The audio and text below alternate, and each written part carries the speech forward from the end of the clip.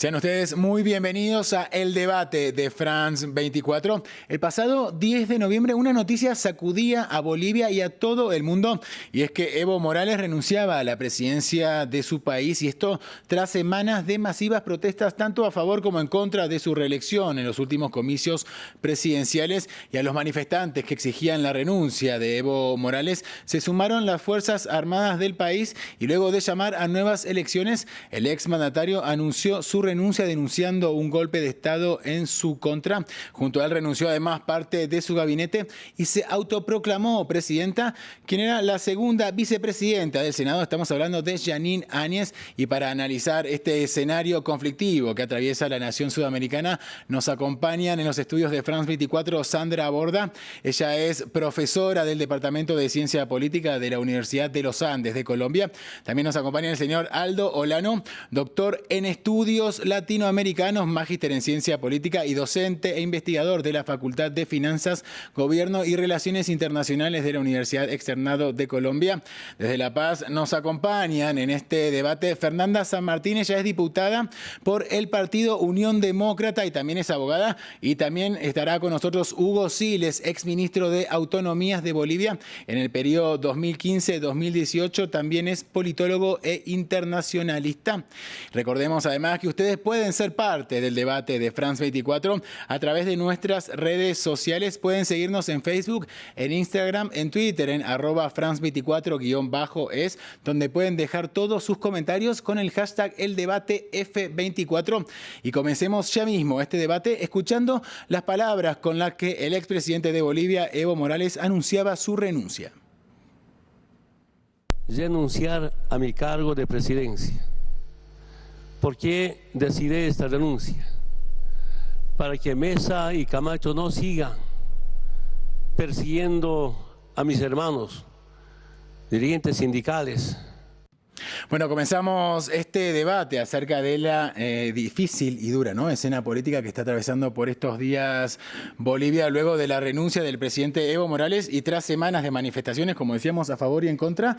Recordemos que quienes se manifestaban por la salida del poder de Evo Morales argumentaban fraude en los últimos comicios presidenciales. Hay relatos, por supuesto, encontrados respecto de lo que sucedió en Bolivia.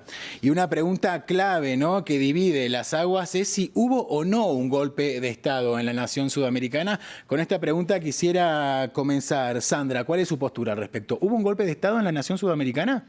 Yo creo que ciertamente, digamos, si uno utiliza el término golpe de Estado, lo tiene que utilizar en una forma más suave de lo que se conoce normalmente en América Latina. Eso no quiere decir, sin embargo, que el papel de las fuerzas militares en el caso de Bolivia no haya sido decisivo. Se sabe perfectamente que las fuerzas militares, por tener el monopolio del uso de la fuerza del Estado, no deben participar en política. Entonces, una sugerencia con un arma en el cinto, pues no es una sugerencia que uno pueda ignorar fácilmente. Yo creo que lamentablemente para el caso boliviano ni el desarrollo de la crisis ni la salida terminaron ajustándose a la institucionalidad y a las reglas del juego democrático, y eso solamente hay que lamentarlo. Aldo Olano, ¿cuál es su postura al respecto? A mi modo de ver y sin lugar a dudas hubo un golpe de Estado. No por el mismo, por lo como señala Sandra, o sea, eso de que las Fuerzas Armadas, los altos mandos le sugieren al presidente renunciar e inmediatamente el presidente renuncia diciendo, ¿no es cierto?, de que lo hace para preservar la vida y la integridad física de miles de bolivianos.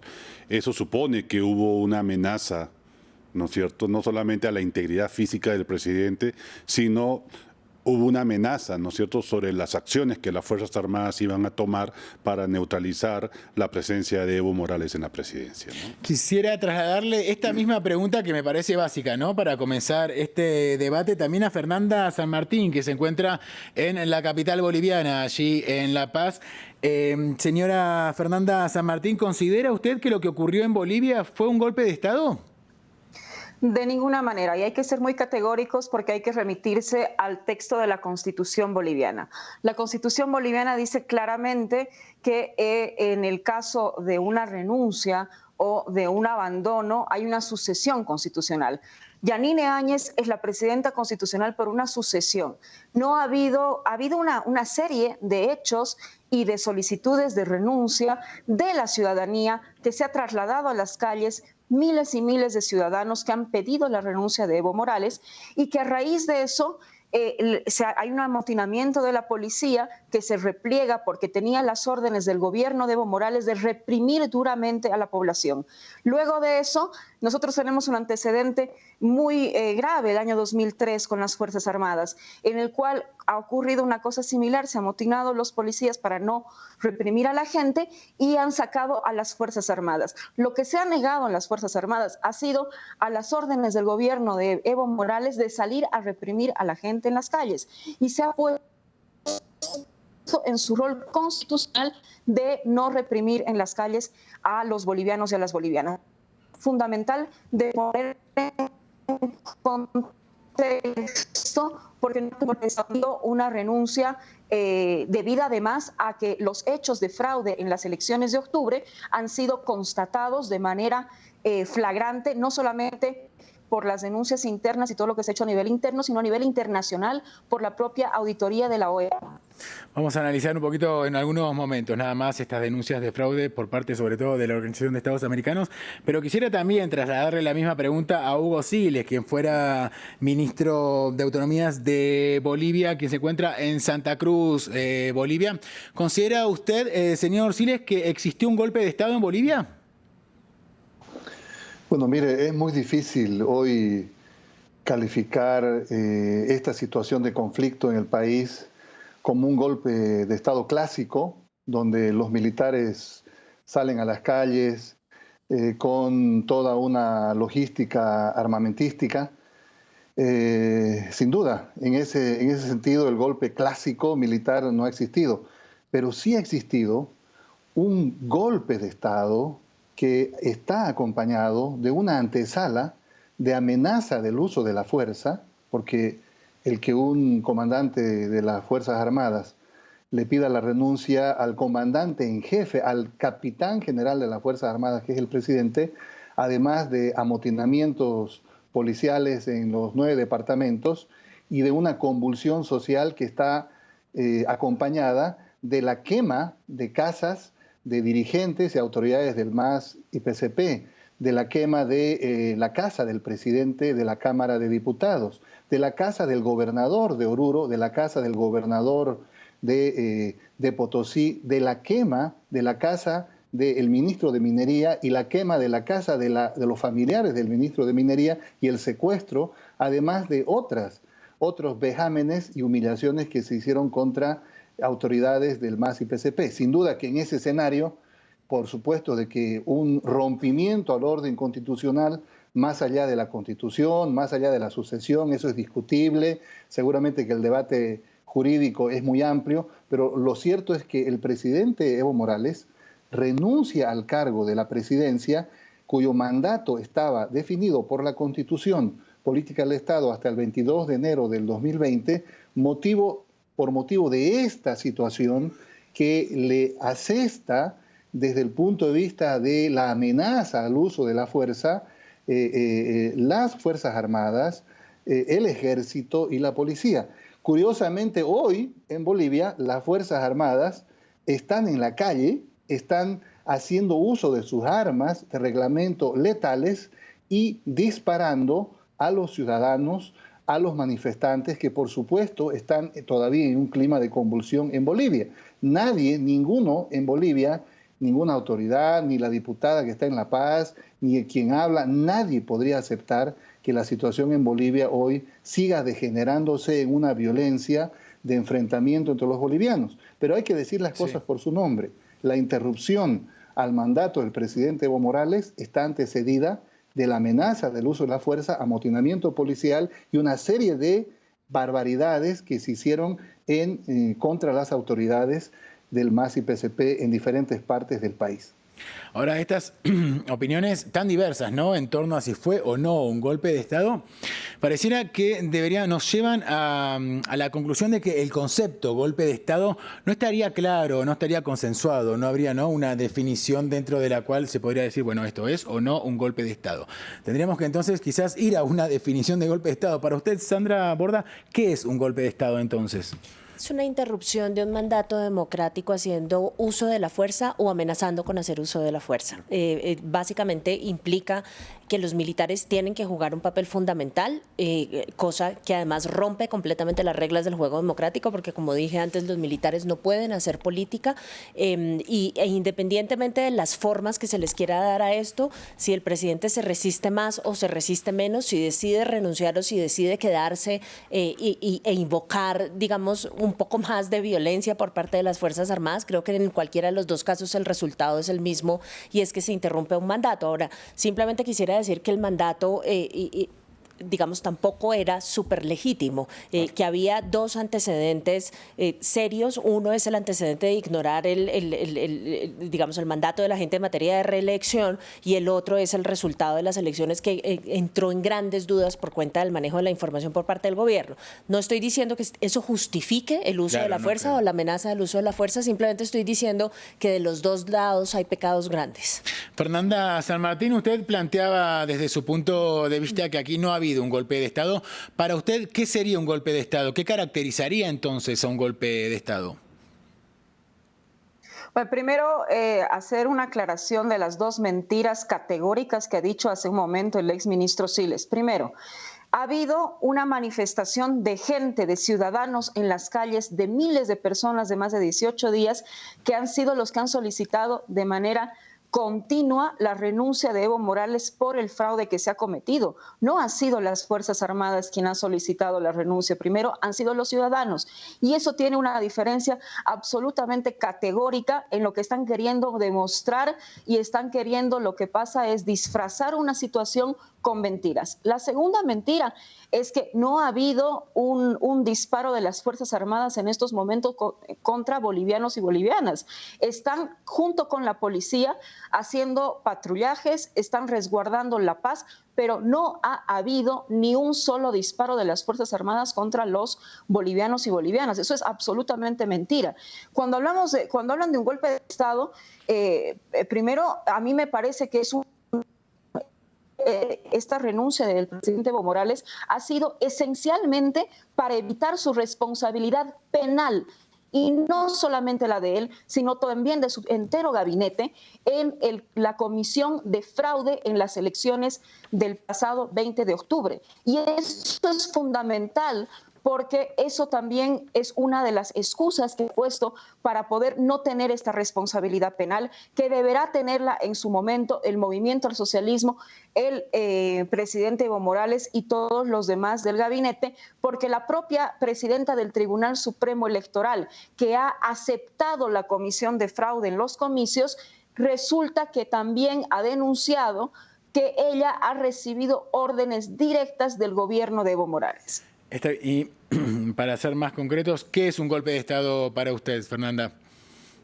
Un golpe de Estado pues tiene que ver con que las Fuerzas Armadas obliguen a un presidente a que salga de su mandato constitucional. Eso no es lo que ha ocurrido. Lo que ha ocurrido, el momento en el que las Fuerzas Armadas han salido a hablar, han salido a decir que no iban a reprimir al pueblo boliviano y que debería renunciar, efectivamente, pero no ha sido simplemente trasladando la demanda que existía en parte de la ciudadanía por lo que había ocurrido. Entonces creo que aquí no podemos hablar de un golpe de Estado. Lo que está queriendo hacer el expresidente Evo Morales es victimizarse para que la comunidad internacional crea en estas mentiras, mientras que en el momento que habla de diálogo y de paz están los grupos de choque del Movimiento al Socialismo quemando casas, como han quemado la casa de Waldo Albarracín, del rector de la Universidad Pública de La Paz, como han quemado la casa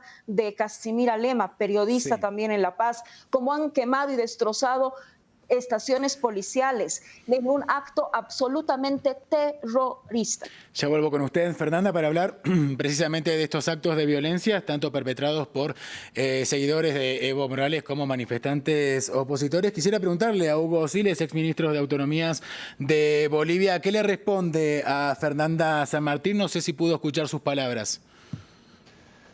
No, bueno, yo con muchísimo respeto a la diputada no caracterizo a mentir y menos ante el público que nos está viendo en este momento.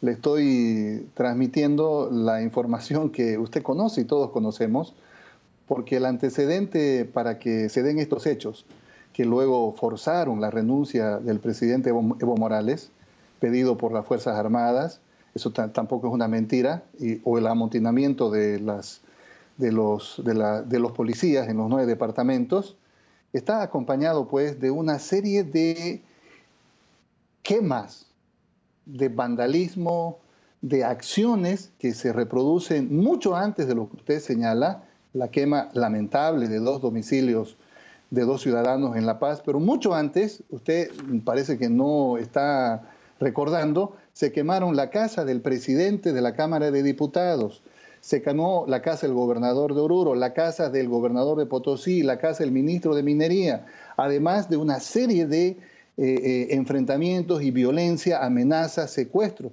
Esto ha existido y eso está corroborado. Además de eso, se quemaron 7 sedes de órganos electorales en el país. Además, hubo una serie de hechos vandálicos que los conocemos.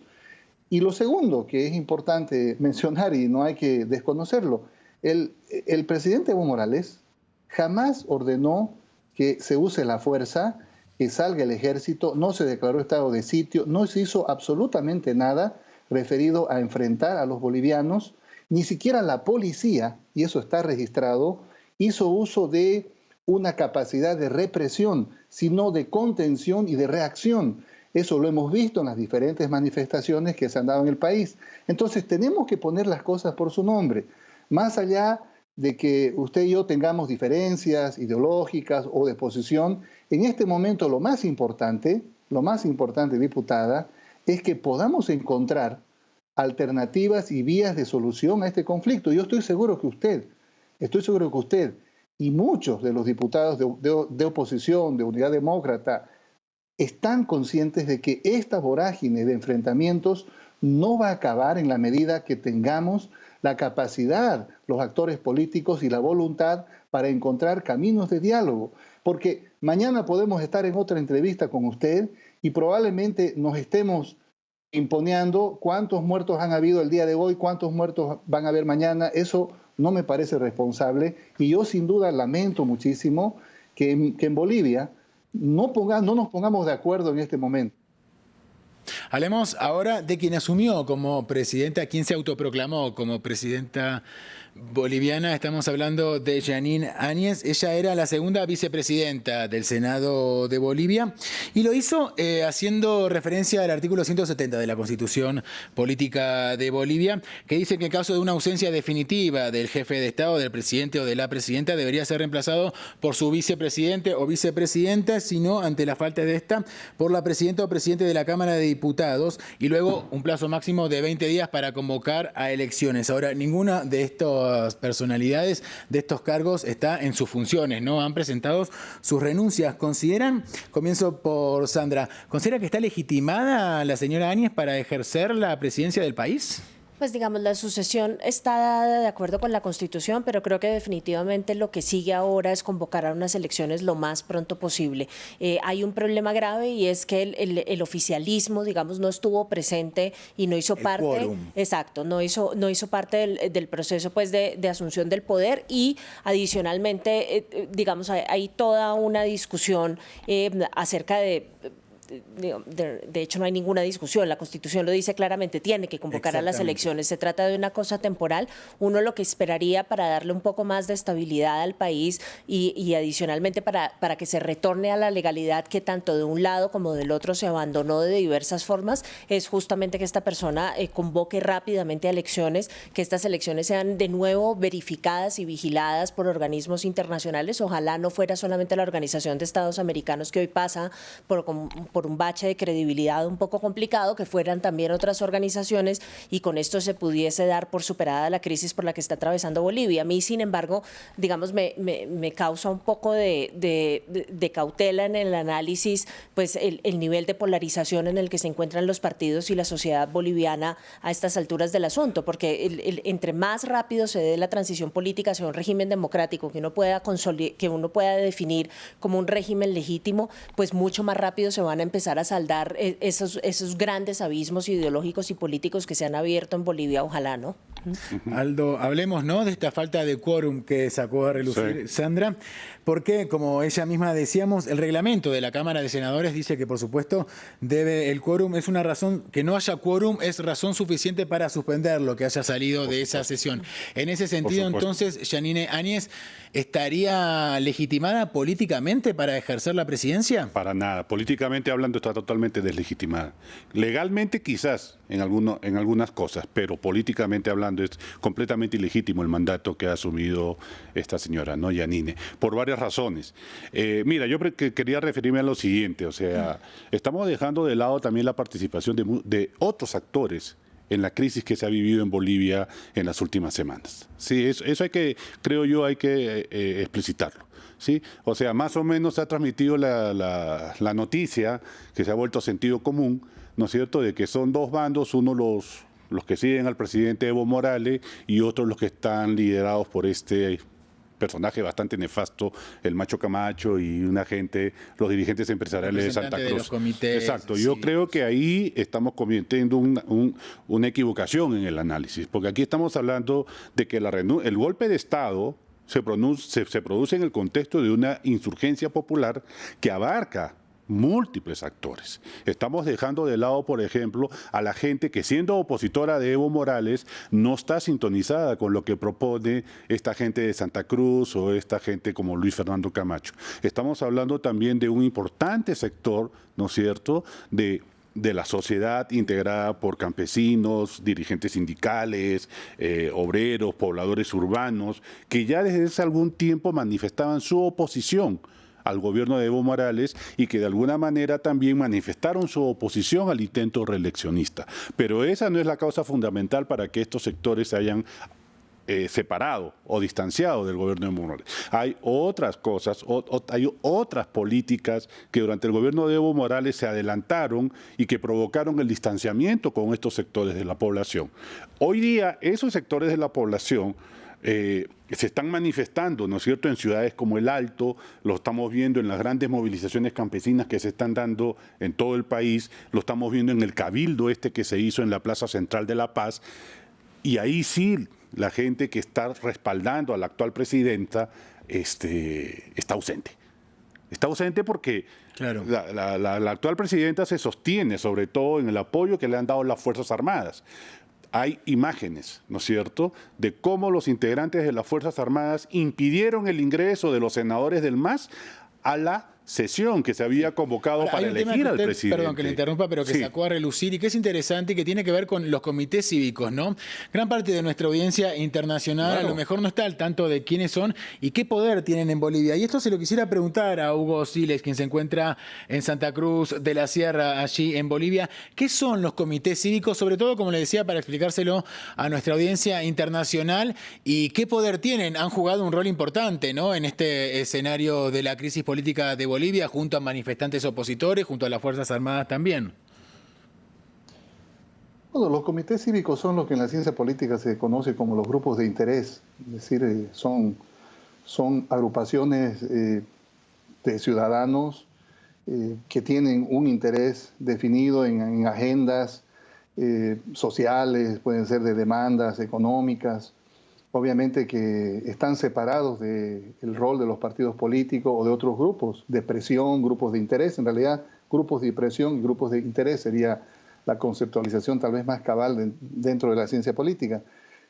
Supuestamente no persiguen el ascenso al poder, pero es muy difícil hoy que un comité cívico en Bolivia no esté asociado o relacionado con la búsqueda del poder o la promoción también de candidaturas. Es un derecho finalmente que le asiste. De hecho, la mayoría de los presidentes de comités cívicos, por lo menos en Santa Cruz, luego se han proyectado a candidaturas.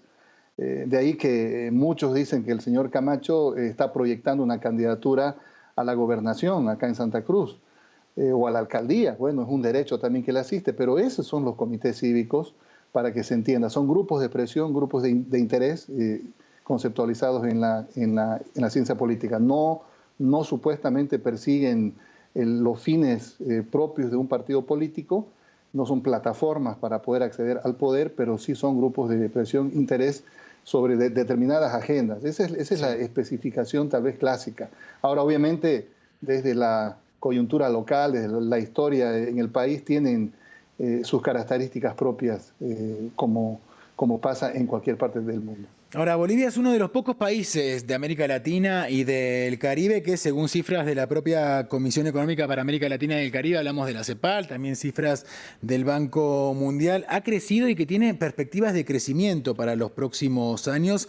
De hecho, como les decíamos, según cifras del Banco Mundial, entre 2004 y 2014 la economía boliviana creció a un ritmo del 4.9%, y vamos a ver, estamos viendo ahora mismo en imágenes las cifras que dan cuenta de este crecimiento económico de Bolivia. Como les decíamos, según la CEPAL, según estos gráficos, vemos que Bolivia es el país de la región con mayor proyección de crecimiento para el año 2019, con un 4%, le sigue de cerca tan solo Perú, con un 3.2%, pero el resto de los países se encuentran bastante por debajo de esta cifra, siendo Argentina y Venezuela los que enfrentan los peores escenarios. Ahora le quisiera trasladar esta pregunta, en primer lugar, a Fernanda San Martín. Fernanda, con todos estos indicadores económicos, digamos, a favor, ¿por qué no logró incluso el expresidente Evo Morales retener ciertos apoyos que tenía por parte de la población, de ciertos representantes de la actividad obrera, de sindicatos? Porque el crecimiento económico no es democracia. El 21 de febrero nosotros hemos tenido un referéndum en Bolivia en el cual el partido de gobierno, el Movimiento al Socialismo, quería modificar la Constitución Política del Estado, el artículo 168, para que se le permita a Evo Morales y García Linera una nueva repostulación.